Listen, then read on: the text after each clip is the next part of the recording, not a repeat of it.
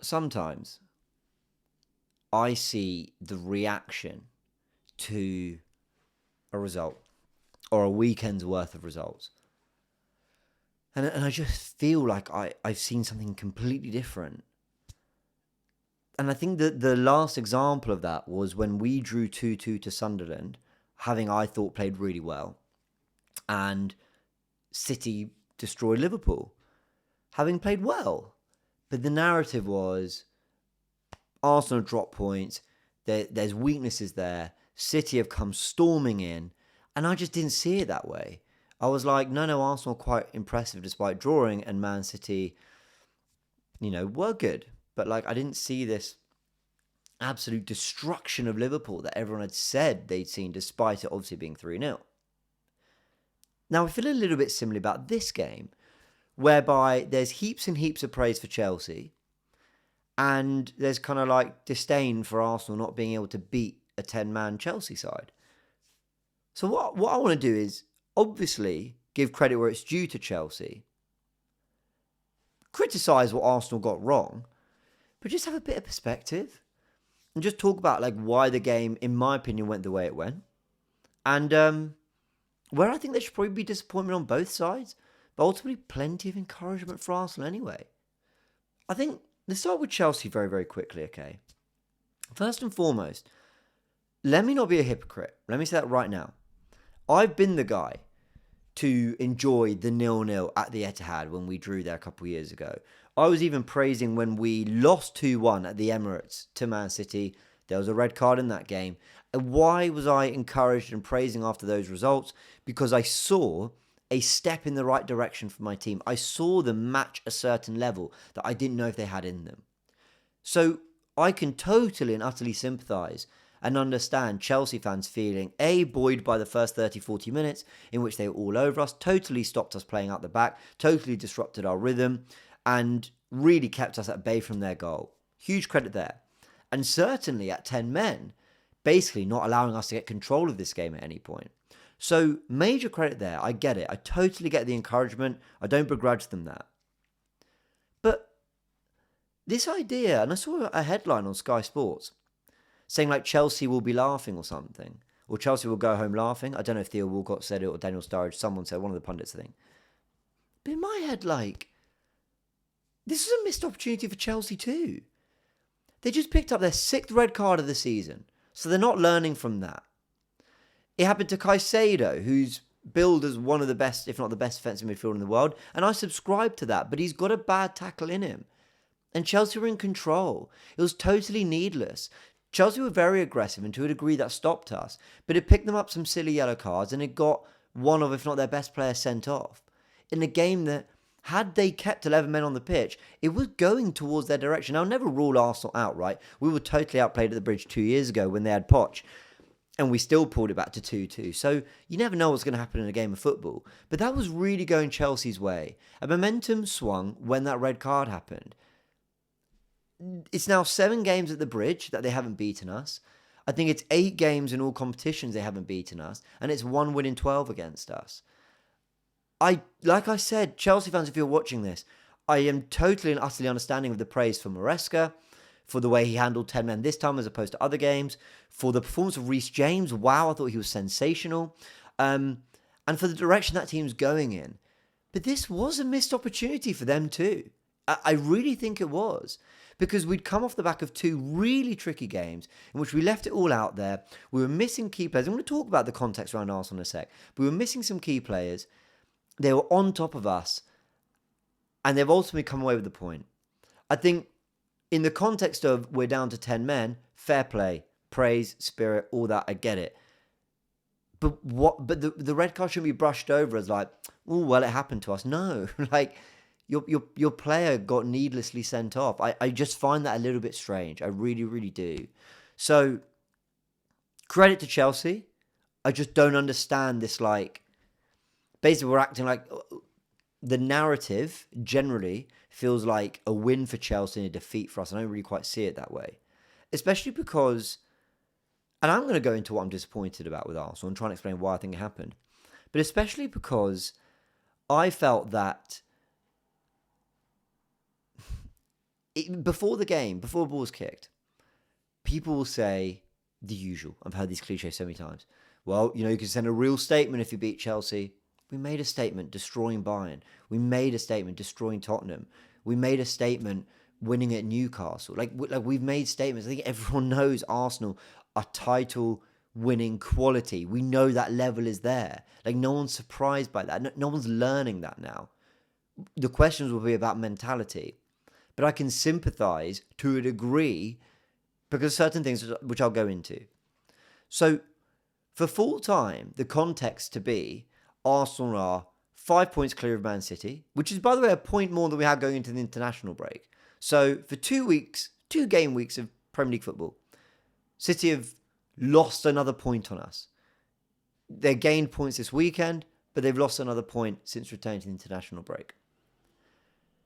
We are still 6 ahead of Chelsea, despite them playing brilliantly. And we're doing it without Gabriel and Saliba, Ødegaard, our captain, and one of our starting strikers, whoever you pick. There's 3 of them you could pick from. I don't know, people. Call me biased, call me deluded, call me what you want. I think the context isn't bad for Arsenal at all. In fact, it's the 1st of December tomorrow. I feel very buoyed and very encouraged by what I've seen from my team through the season up to this point. I don't think they've had it all their own way on the injury front. They've had a really tricky run of fixtures with Old Trafford, Anfield, St James's Park, Stamford Bridge tonight, North London derby, a hosting of Man City. We've had tricky games like Atletico Madrid and Bayern in the middle of all that.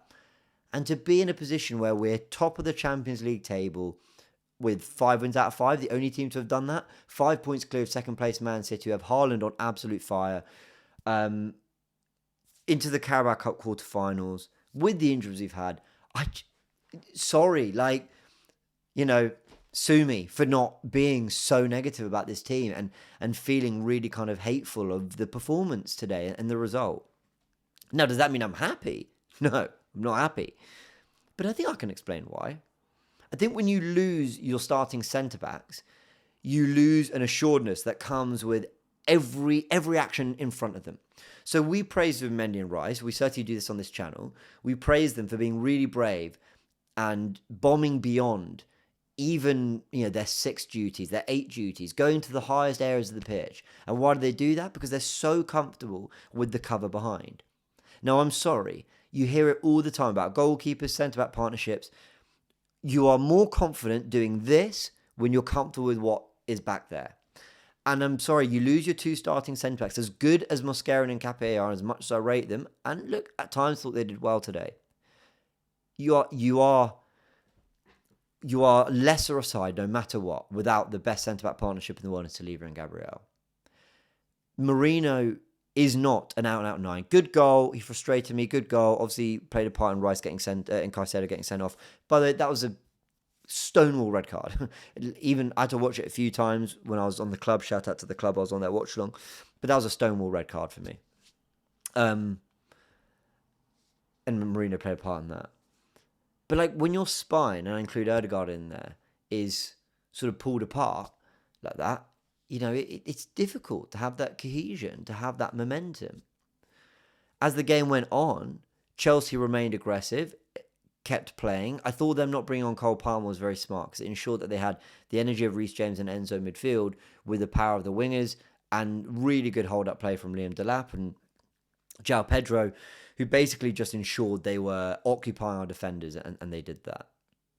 I also think the early yellow cards meant that Arsenal were just second-guessing everything. So there was too much second-guessing, and I think you mix that with the tiredness of the Tottenham and the Bayern games. Because do people think those performances come for free?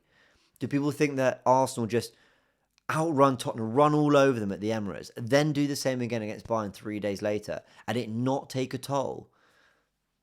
And do that when you're then further strapped by, William Saliba being out and your most informed attacker, Leandro Trossard, being missing. A player who, in games like this where it's a bit scrappy and a bit messy, is the kind of player who pulls out a moment and can make something happen to break a deadlock or get you a winner. He's the type who can produce that.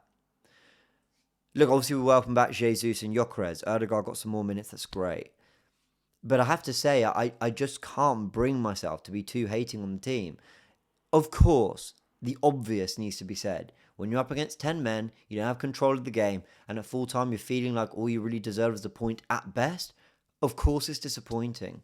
But Chelsea are a good side. They're a very expensively assembled side. So are many other teams, but that doesn't mean they're not. They're a team that have had some very good results against big teams this season and have showed they're no jokers. It's never an easy place to go, the Bridge.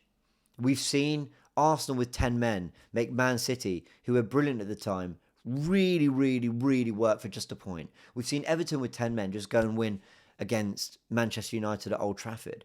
When are we going to learn that teams with 10 men can be buoyed in a different way, and that brings its own task and hurdle for Arsenal and for any attacking team? Now, were we good enough? No, I'm not saying we were good enough. But, I'm just not that mad. Sorry, I'm just not. Overall, well done Bukayo Saka for the lovely ball to Mourinho. It was a good battle with Cucurella, but Cucurella committed a lot of fouls. Couldn't deal with Saka for the assist. I think Saka can be ultimately, happy with his commitment to the game and pulling out a moment, because that's what he does. He pulls out moments. Mourinho got the goal. I was calling for him to come off, but he just knows how to get a goal, doesn't he? Especially in big games and big grounds. So credit to him for that. This has probably been more of a reaction to the analysis, which in itself is a reaction to the game because it gives you my perspective on the game. All right, Arsenal we didn't put our foot on the gas and flex our authority in the way we would have hoped. But I don't think that takes anything from our title credentials. I don't think that makes me worry about the team in any way, shape or form. I feel very comfortable about the direction we're going in. And I think while Chelsea can be very, very encouraged and very buoyed by their performance and the effort they showed, I think Arsenal can be very encouraged and very buoyed by the fact they had a very bad day and still got a point. Because when we're having bad days, we're not losing at Newcastle and Villa and Brighton like City did, or Leverkusen. We are picking up points outside of a Szoboszlai wonder free kick, right? That's the only game we've lost all season. But while that's true, we can be disappointed that we ultimately didn't step it up and had players off the bench to try and make a difference and turn the game in our favour, and we didn't against 10 men. But I similarly think Chelsea could and should feel like that was also a missed opportunity for them. With the talent they've got, with the form they've been on, with where they had the game at 11v11. And the fact they ultimately had the lead as well. Let's say that, right? They had that to protect. And I think their defending was poor for the goal. I mean, how it's a 2-on-1 at the back post. That should never be the case for Chelsea when they've got a back five. But I appreciate they were down to 10 men. So, yeah, positives and negatives for both teams. But I think we keep it moving. I don't think much. I don't think any kind of grand analysis and grand statements need to be made about either team. That Chelsea are definitely title challengers or Arsenal have shown real weakness in the title race. I think it's carry on as we were. I don't really think much was learnt. Tell me if you think differently. Right. I'll leave it there. Yeah, hit the like button if you enjoyed. Let me know your thoughts in the comment section below. And subscribe to the channel if you haven't yet. If you want more somewhat confused match reactions like this. Do I have a point? Let me know. Catch you on a bit.